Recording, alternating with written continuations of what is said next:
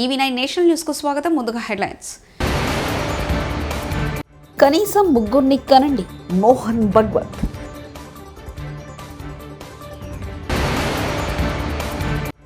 CM Revanth Reddy ఏడాది పాలనపై హరీష్ రావు తీవ్ర విమర్శలు.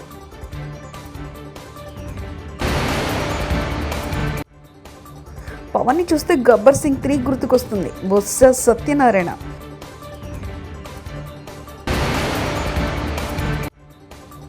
కూటమి అలసత్వం నాడు బుడమేరు నీడ రైతులు, అనిల్ కుమార్.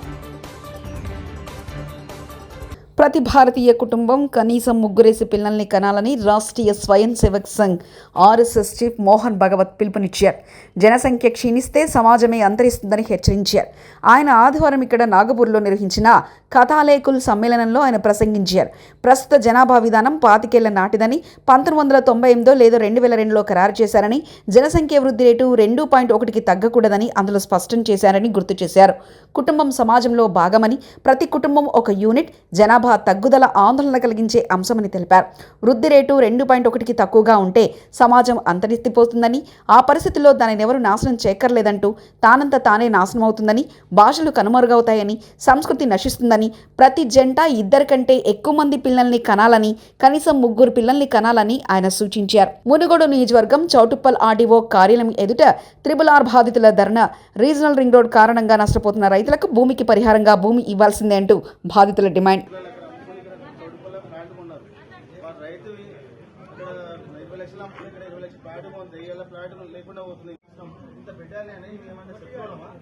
దేశద్రోహులమ్మా, టెరరిస్టులమ్మా, రైతులకి లేదా ఇది ఇంతమంది పెట్టాలి వస్తారా?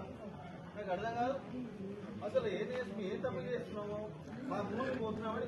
కాపులపై ఎమ్మెల్సీ వివాదాస్పద వ్యాఖ్యలు. సమాజంలో ఒక రెడ్డి కారు కొంటే గారు బ్రహ్మాండమైన గారు కొన్నారంటారు. ఒక చౌదరి ఇల్లు కడితే చౌదరి గారు గొప్ప బిల్డింగ్ కట్టారని చెప్పుకుంటారు. కానీ కాపోడు స్కూటర్పై కొడుతుంటే ఎక్కడ కొట్టుకొచ్చారని అంటుంటారు. ఇది కాపులు సిగ్గుపడాల్సిన విషయం అంటూ కాపు సంఘం మీటింగ్లో వైసీపీ ఎమ్మెల్సీ తోట త్రిమూర్తులు వ్యాఖ్యానించారు.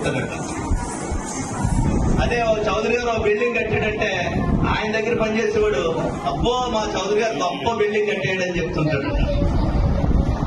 అదే ఎవరైనా కాపాడు స్కూటర్ వేసుకెళ్తుంటే వీడు ఎక్కడ దొప్పుకొచ్చాడు అని చెప్తారట. సిగ్గుపడాలి, తప్పక కొట్టింది.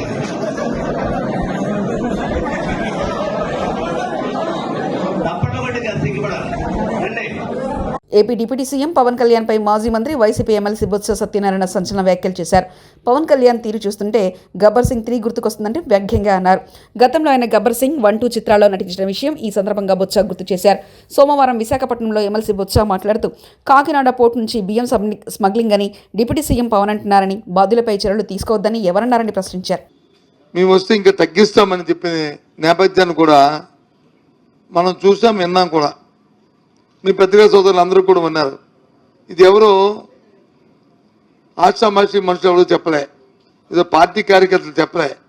సాక్షాత్తు కూటమిలో ఉన్న ఎవరైతే తెలుగుదేశం పార్టీ ఆది నాయకుడు చంద్రబాబు నాయుడు నోటంట, అలాగే కూటమి నాయకుల్లో ఉన్న భారతీయ జనతా పార్టీ నాయకులు కానీ, లేదు కూటమి నాయకులతో భాగస్వాములైన జనసేన అధ్యక్షులు కానీ ఈ వాక్యాలని వాళ్ళు చెప్పిన మాటలు మీ హయాంలో కూడా పెరిగాయి అంటున్నారు. ఒక విషయాన్ని జ్ఞాపకం చేస్తున్నాను. ఇక్కడ ఉన్న ఆ నాయకులకి మీ ద్వారా రేపు ఇంక మళ్ళీ దీని తర్వాత అడగబోయే పత్రికా సోదరులకు కూడా, వాళ్ళకి కూడా ముందుగా చెప్తున్నాను, వాళ్ళకి కూడా మీకు కూడా ఇవన్నిటినీ ఓవర్కమ్ అయ్యాయి కదా. మాకు చాలా తెలివితేటలు ఉన్నాయి, మాకు సంపద సృష్టి తెలుసు, అద్భుతమైన మాకు ఆలోచనలు ఉన్నాయి, మాకు వచ్చి అనుభవం ఉంది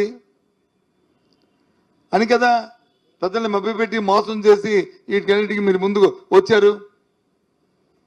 మరి ఏ రకంగా మీరు ఈ 2 రూపాయలని రేపు మార్చి లోపల ఇవాళ నుంచి మరి మార్చి వరకు చూస్తే సుమారు 2 రూపాయలు పెరగబోతుంది.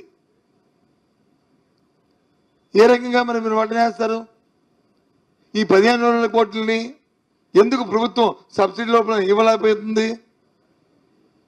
ఎందుకు ఇవ్వబోతుంది?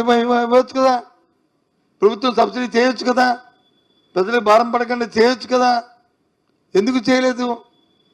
కారణం ఏంటి చెప్పండి? నేను ప్రజల తరపున అడుగుతున్నాను. ఒక ప్రతిపక్ష పార్టీగా మేము డిమాండ్ చేస్తున్నాం. ఈ డబ్బుని తక్షణమే స్లాబ్ ఛార్జీని మీరు ఉపసంహరించుకొని ప్రభుత్వమే వెసులుబాటు చేసి ఈ 15,485 కోట్ల రూపాయలని ప్రభుత్వం డిస్కాములకి వచ్చి చెల్లించి ప్రజలకు ఉపశమనం కలిగించాలి. ప్రజల మీద వచ్చి ఒత్తిడి తేగకూడదు, ప్రజల మీద వచ్చి దీని భారం పడకూడదు అని మా డిమాండ్.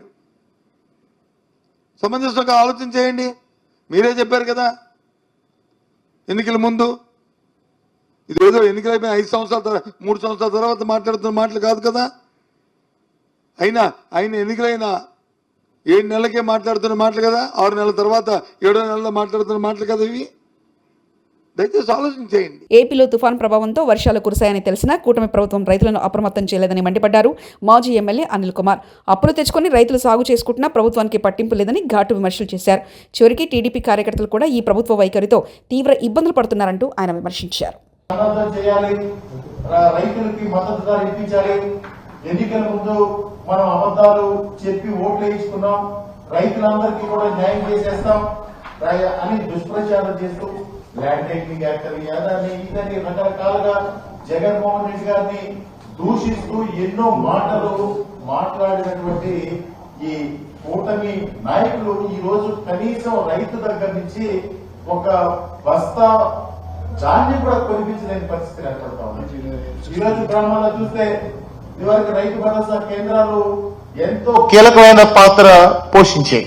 అంటే రైతు భరోసా కేంద్రానికి వెళ్తే మా ధాన్యం కొనుక్కుంటారు అనే ఒక భావనలో ప్రతి రైతు కూడా ఉండేవాడు. కానీ ఈ రోజు రైతు భరోసా కేంద్రం అంటే ఇప్పుడు రైతు సేవా కేంద్రాలుగానే ఏదో మార్చారు. ఈ రోజు రైతు సేవా కేంద్రానికి వెళ్తే మీరు పలానా రైస్ మిల్కి వెళ్ళండి, మీ దగ్గర 1300 కొంటారు, 1400 కొంటారని చెప్పి వీళ్ళే సలహా ఇచ్చి రైతును తప్పుదోవ పట్టించి ఈరోజు రైతు నష్టపరిచే విధంగా చేస్తా ఉన్నారు. రైతు ఎప్పుడు కూడా సంతోషంగా పంటను పండించుకోవాలి, మద్దతు ధర వస్తే మళ్ళీ ఇంకొక పంట వేయాలని ఆలోచిస్తారు తప్ప ఎక్కడ అక్రమాలు చేయాలనో లేకపోతే ఇంకో కార్యక్రమాలు చేయాలన్నప్పుడు రైతు మనసు కూడా ఉండదు. ఇంకో పంట ఎంత నష్టం వచ్చినా కానీ పంట పండించాలి అనే ఆలోచనతోటి ముందుకెళ్లే కార్యక్రమం. ఈరోజు చూస్తా ఉంటే విజయవాడ దగ్గర నుంచి ఇక్కడ విజయవాడ నుంచి మొదలుకుంటే మచిలీపట్నం వరకు చుట్టూ మొత్తం కూడా ధాన్యం రోడ్డు మీద పరిచి దాని మీద బయటి నుంచి తెచ్చినటువంటి టార్ఫాలిన్ కప్పుకుని భార్యాభర్తలు అంటే వ్యవసాయం చేసేది ఈరోజు గ్రామాల్లో ఎక్కువగా కౌలు రైతులు వ్యవసాయం చేస్తా ఉన్నారు. అంటే 1 ఎకరం 2 ఎకరాలు 3 ఎకరాలు కౌలుకు తెచ్చుకుని ఆ కౌలుకు తీసుకుని ఎరువులు అప్పులు తెచ్చుకుని లేకపోతే బయట పెట్టుబడికి డబ్బులు అప్పు తీసుకుని చేసే పరిస్థితి. వీళ్ళు ఎలాగో రైతు భరోసా కూడా ఇవ్వలేదు కనీసం. ఆ పరిస్థితుల్లో ఈరోజు వీళ్ళు ఏం చేస్తా ఉన్నారంటే ఇవన్నీ కూడా క్యాచ్ చేసుకుంటున్నారు. అంటే ఒక్కొక్క బస్తా అంటే 75 కిలోల బస్తాకి 300 నుంచి 400 రూపాయలు నష్టం జరిగే విధంగా ఈరోజు ప్రభుత్వం వ్యవహరిస్తా ఉంది. రైతు మిల్లర్లు కూడా ఈ రైస్ మిల్లర్లు కూడా ఏం చేస్తా ఉన్నారంటే ఒక రోజు ఈ ధాన్యం ఎత్తకపోతే ఈ రోజు 1400 అడిగితే రేపు అడిగితే 1300కి ఇచ్చేస్తారులే. సీఎం రేవంత్ రెడ్డి ఏడాది పాలనపై బీఆర్ఎస్ సీనియర్ నేత మాజీ మంత్రి హరీష్ రావు తీవ్ర విమర్శలు చేశారు. నాడు నేడు పేరుతో ఎన్నికల ప్రచారంలో సీఎం ఇచ్చిన హామీలను స్క్రీన్లో ప్రదర్శించారు. ముఖ్యమంత్రి సిగ్గు ఎగ్గు లేకుండా ఫైర్ అయ్యారు.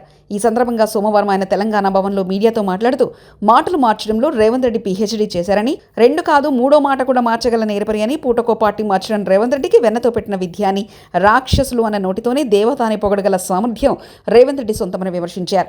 ఏడాది పాలనలో కూల్చివేతలు తప్ప రేవంత్ నిర్మించింది లేవని, తనది కూడా పోలీస్ కుటుంబం అన్న సీఎం పోలీస్ కుటుంబాలను రాజు రంపాన పెడుతున్నారని తీవ్ర విమర్శలు చేశారు. కమిలిపోయేటట్టు చితక బాధితివి. లగచర్లలో గిరిజనులు మా భూములు మాకు కావాలని గిరిజనులు రోడ్ల మీదకి వస్తే అర్ధరాత్రి పూట ఆ మహిళల్ని తొక్కుకుంటూ పోయి ఇవాళ గిరిజనులను అరెస్ట్ చేస్తేవి. అంటే ఒక టెర్రరిస్టులను చేసినావు నువ్వు లగచర్లను. అంటే ఈ రకంగా చివరికి ప్రజా సంఘాలు మన సోదరిమణి సంధ్య గారు వారి బృందం లగచర్లకు మేము పోయి చూడడానికి వెళ్తామంటే వాళ్ళ బట్టలు చిరిగిపోయినాయి కదా. పోలీసులు చివరికి ఆ రోజేమో వాడుకున్నావు నువ్వు వాళ్ళను, ఆ రోజు వాళ్ళని అద్భుతంగా చాలా గొప్ప వాళ్ళను ఉపయోగించుకున్నావు, కాంగ్రెస్ పార్టీ అధికారంలో రావడానికి అన్ని రకాలుగా ఉపయోగించుకున్నావు. కానీ ఇలా ఒక ఫ్యాక్ట్ ఫైండింగ్ కమిటీగా కొన్ని మహిళా సంఘాలు కలిసి లగచర్లకు పోతుంటే వాళ్ళ బట్టలు చిరిగిపోయేటట్టుగా పోలీసులు వాళ్ళని హ్యాండిల్ చేసిండ్రు. ఇది ప్రజాస్వామ్యం, రేవంత్ రెడ్డి ప్రజాస్వామ్యం. ఒకసారి ఆ ప్రజాస్వామ్యం మీద కూడా ఆ రోజు ఆయన ఏం మాట ఇచ్చిండో ఈరోజు ఏం ప్రజలకిచ్చిన హామీలను కూటమి ప్రభుత్వం తుంగలో తొక్కింది. ఎన్నికల ముందు చంద్రబాబు, పవన్ కళ్యాణ్ లెక్కలేని హామీలిచ్చి ఇప్పుడు నిధులు లేవంటూ కబుర్లు చెప్తున్నారు.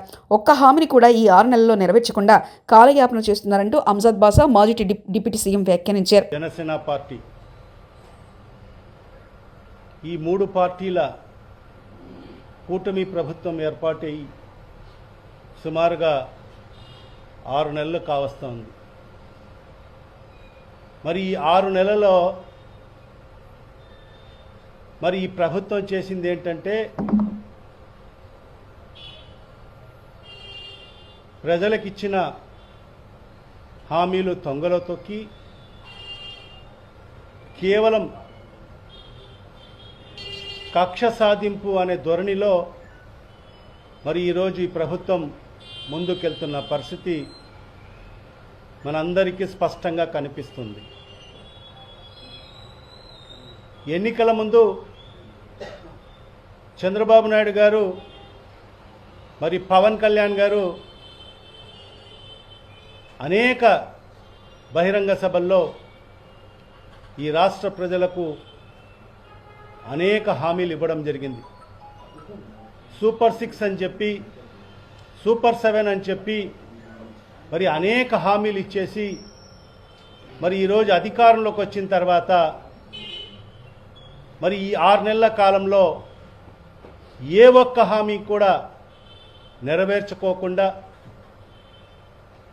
మరి ఈరోజు ఆ హామీలు నెరవేర్చాలంటే మన కాడ నిధులు లేవు అని చెప్పి చెప్పుకోవడము, మరి అదేవిధంగా ప్రతి సందర్భంలో కూడా ప్రతి మాట విషయానికి కూడా గత ప్రభుత్వం, జగన్మోహన్ రెడ్డి గారి ప్రభుత్వం అని చెప్పి గత ప్రభుత్వం మీద నిందలు వేసేదానికోసం మాత్రమే ఈ 6 నెలల సమయాన్ని వినియోగించుకున్న పరిస్థితి మనకు స్పష్టంగా కనిపిస్తుంది.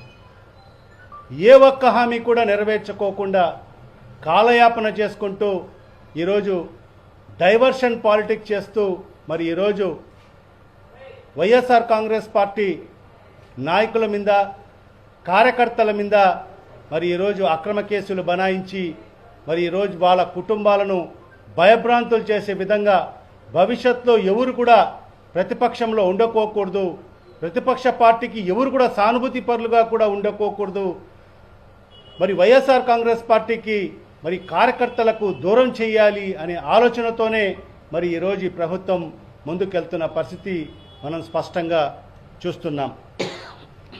మరి ఈరోజు ఈ ప్రెస్ మీట్కి ముఖ్య ఉద్దేశం నిన్నటి దినం రాజ్యాంగబద్ధంగా ఏదైతే గత ప్రభుత్వంలో కార్తీక మాసం పూర్తయిన అనంతరం పోలిపాడ్యమి సహా సోమవారం కావడంతో భద్రాచలంలో శ్రీ సీతారామచంద్ర స్వామి ఆలయంలో భక్తుల రద్దీ పెరిగింది. తెల్లవారుజాము నుంచే పవిత్ర గోదావరి నదిలో స్నానాలు ఆచరించిన భక్తులు స్వామివారి దర్శనం కోసం క్యూ కట్టారు.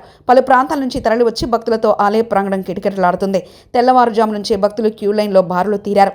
భక్తుల రద్దీ పెరగడంతో స్వామివారి ఉచిత దర్శనానికి 3 గంటల సమయం పడుతుంది.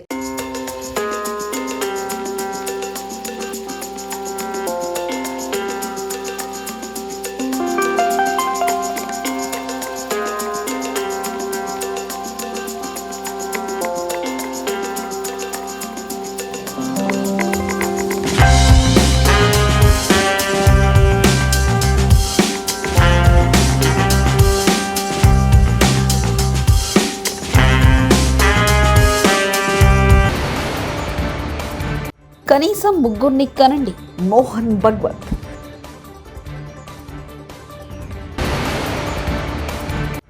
సీఎం రేవంత్ రెడ్డి ఏడాది పాలనపై హరీష్ రావు తీవ్ర విమర్శలు.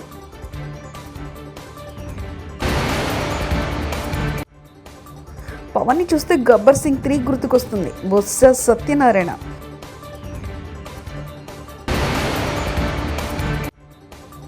కూటమి అలసత్వం నాడు బుడమేరు నీడు రైతులు. అనిల్ కుమార్. ఇవి బులెటిన్ విశేషాలు. చూస్తూనే ఉండండి EV9 నేషనల్ న్యూస్.